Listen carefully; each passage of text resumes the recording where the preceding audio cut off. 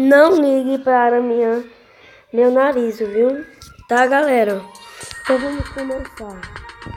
Eu tenho essa motinha aqui, né?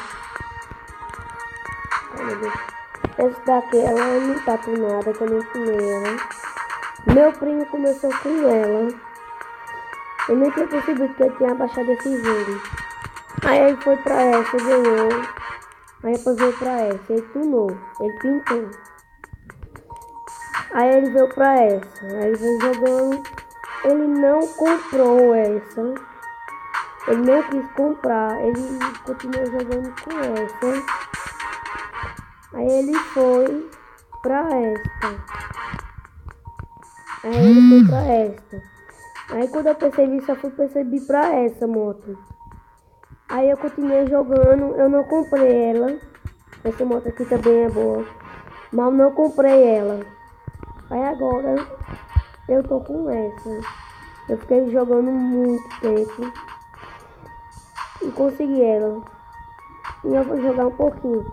As outras motos vai ser pelo uns 2 anos para conseguir tudo. Demora muito para chegar nessa moto aqui. Na última moto, esse daqui eu não tenho. Ela é muito cara. E eu não gosto tanto dessa moto, eu gosto mais dessa. De todas, eu gosto mais dessa. Então vamos voltar. Eu passei. Vamos continuar.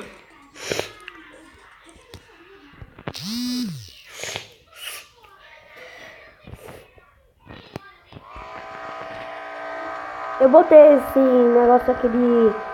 Vai aparecer esses 2 pontinhos aqui, né? Um menor. Você aperta bem muito nele e ele vai ficar cortando o giro. Quando você não quiser trocar o... Quando você não quiser o giro, você só aperta no mais para baixo. Aí vai.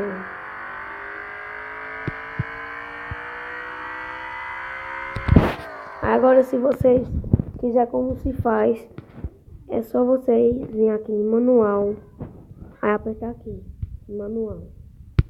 Entendeu? Manual, inclinação. Então vamos jogar agora.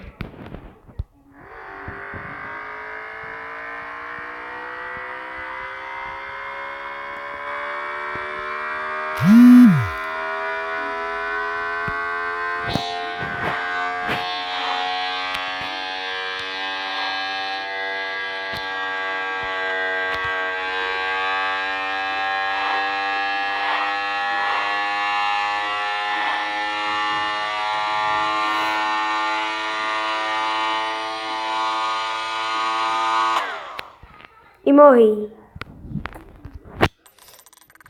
Então é isso, galera. Eu espero que vocês gostem. Deixa o like, se inscreve no canal. E valeu!